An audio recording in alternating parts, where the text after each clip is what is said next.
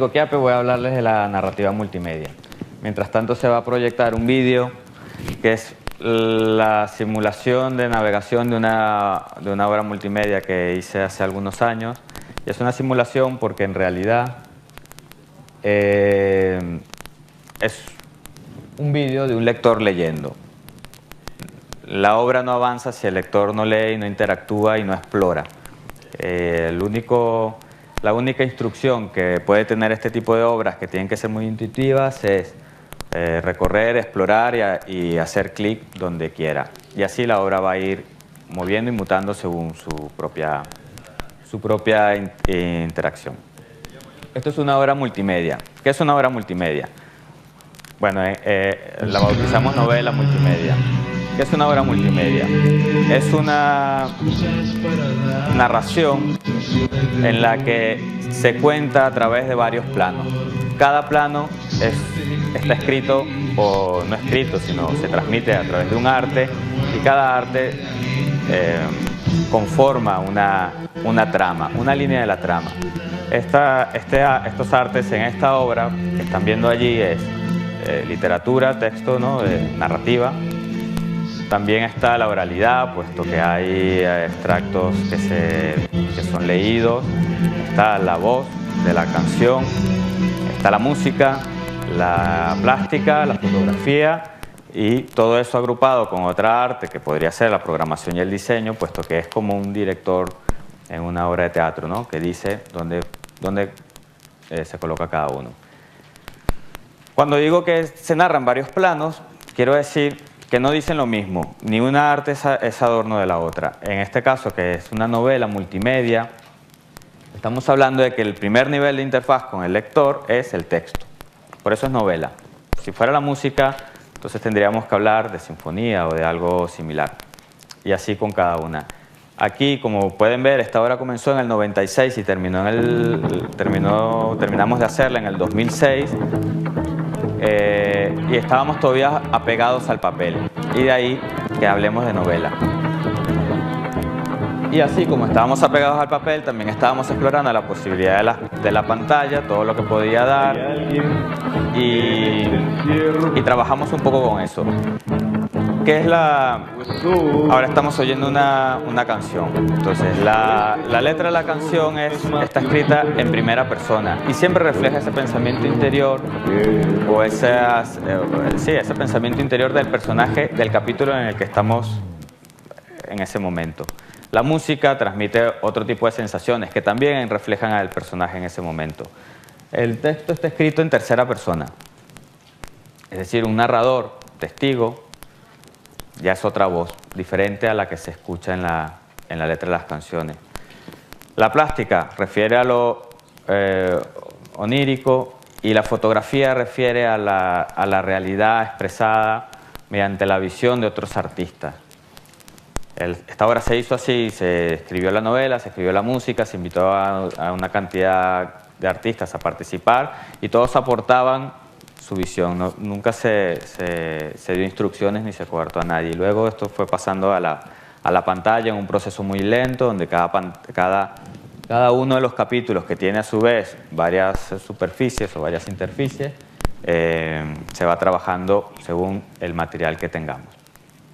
Vale, el texto tenía que ser, todos los contenidos son breves, más en el momento en que comenzamos eran breves porque la red era algo casi inexistente, pesado, todavía íbamos con floppies, nadie pasaba cosas de un volumen importante por la red, pero luego se vio que era lo adecuado, porque aunque en ese momento estábamos coartados por la capacidad técnica, luego vimos que en realidad es el modo habitual en que vamos recibiendo los contenidos cuando estamos frente a una pantalla.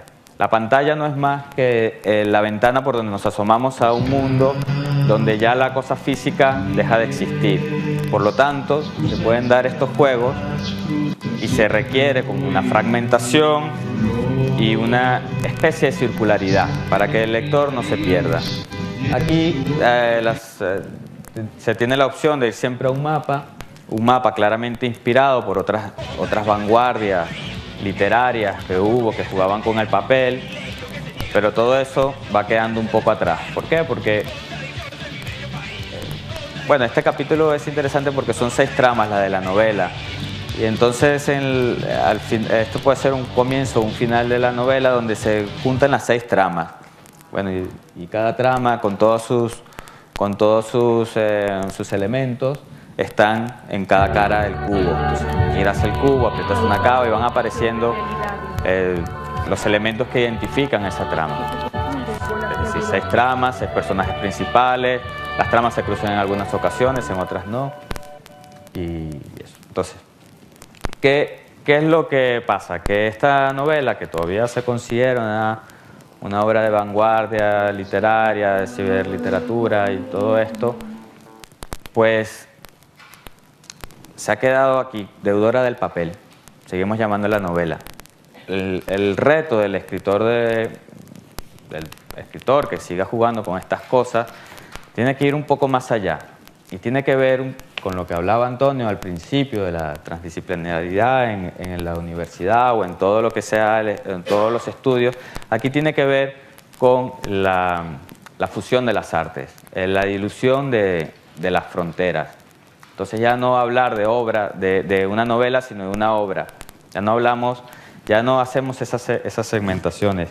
Y eso se va a lograr mediante la exploración primero de otros lenguajes. Lenguajes textuales en algunos casos, como pueden ser los emoticones, los SMS, el lenguaje de programación, toda esta cantidad de información que normalmente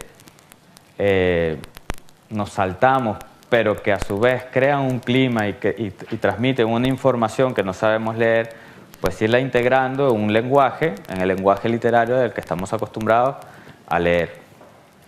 Pero también otro tipo de narración, prescindiendo del texto. Aquí estamos hablando de una innovación que el SMS puede ser una de las cosas más revolucionarias que ha pasado en la lengua, porque es la evolución del lenguaje, de la imitación de la oralidad para plasmarlo a lo escrito, a prescindir de todo lo oral. Es un lenguaje que solamente puede ser leído. Y lo otro sería narración o literatura sin texto. Y vamos a lo multimedia. Prescindir de esa gran información, de esos vocablos que van hilándolo todo para que sea el lector el que lo hile todo. Luego, otro reto sería utilizar el texto como objeto. Así como en la poesía se daba prioridad a las palabras por su sonido, aquí que se dé prioridad a las palabras por su conveniencia, su belleza, ¿no? Estos conceptos un poco que no son nada objetivos. Pues damos prioridad a la palabra por lo que se puede transformar, por lo que puede ser de atractivo visual o tridimensional o tangible, o toda esa cantidad de cosas que pueden tener una palabra o un vocablo cualquiera, si se los damos, ¿no? Luego, pasamos también hay que explorar en otro tipo de escritura o de estrategia frente a la historia, que ya se usa mucho en el videojuego, que es la permutación y la repetición. Pequeñas variaciones que hacen que una trama y un personaje se conviertan en 1000 personajes y 1000 tramas. Y eso, en una cuestión combinatoria, pues va a terminar dando una infinita cantidad de opciones según la interacción del lector. Entonces allí, la interacción que podía tener tierra de extracción, en el que hacía su itinerario de lectura el lector, sin influir en los contenidos, se transforma totalmente, ¿no? Porque es que el contenido dejaría de existir hasta que el lector empiece a hacer esas combinaciones.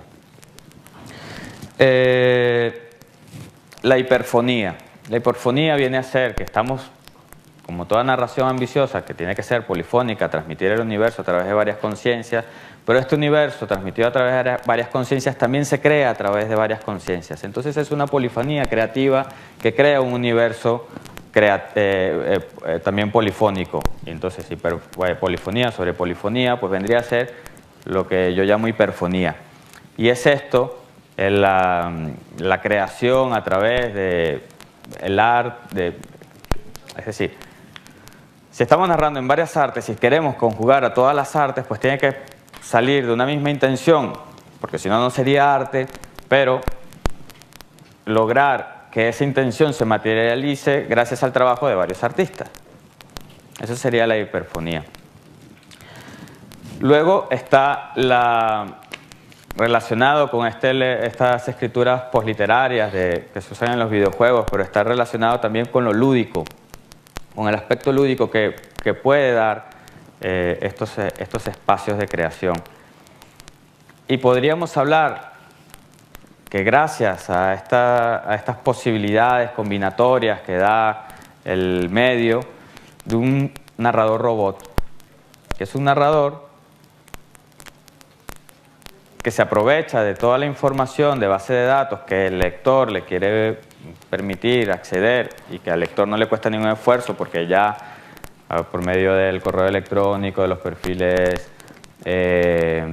sociales, de las redes sociales, de los historiales de navegación, todo eso está en alguna parte resguardado en claves y que el lector ni siquiera sabe que están ahí, pero dándole la clave a este narrador robot, el narrador robot se va a convertir en un narrador solo para el lector. Entonces se va a cambiar drásticamente toda la relación que existía, que ha existido todo el tiempo en que un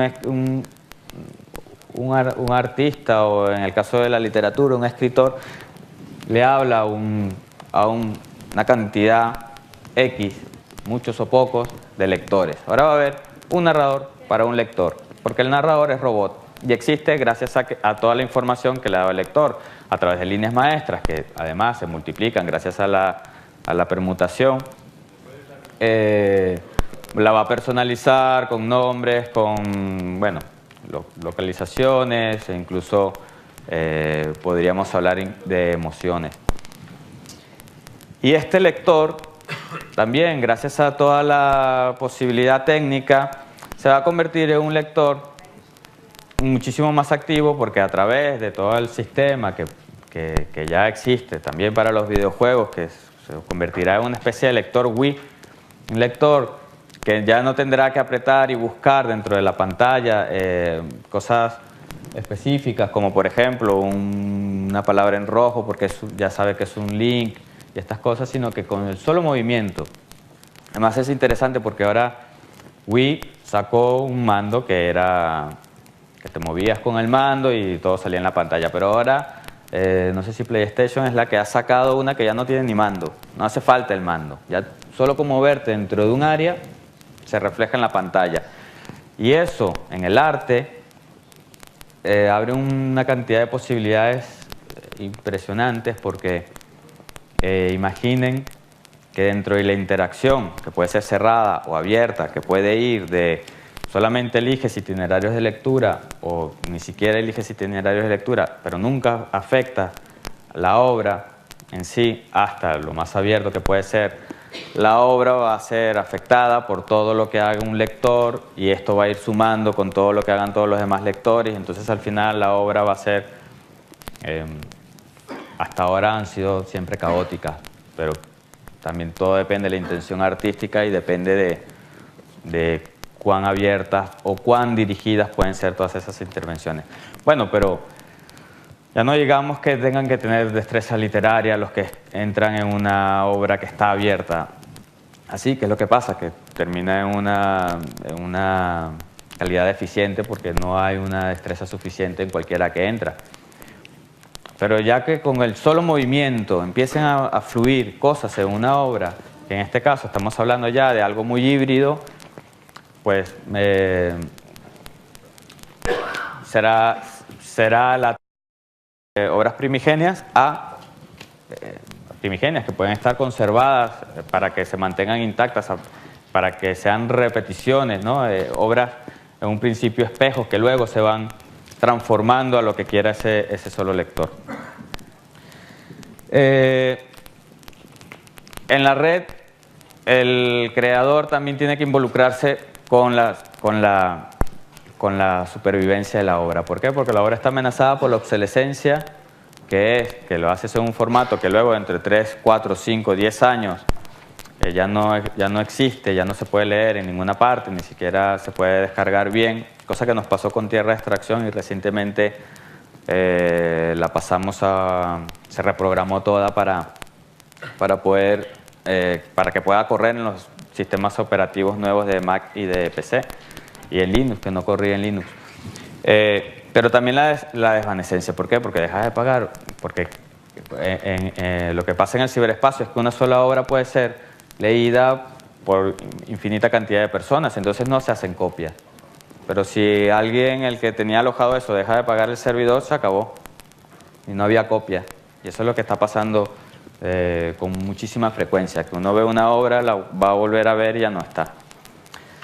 Y eso es un trabajo que por ahora, o que es una lucha que tiene que hacer el creador en este momento, porque no existe esa figura del bibliotecario para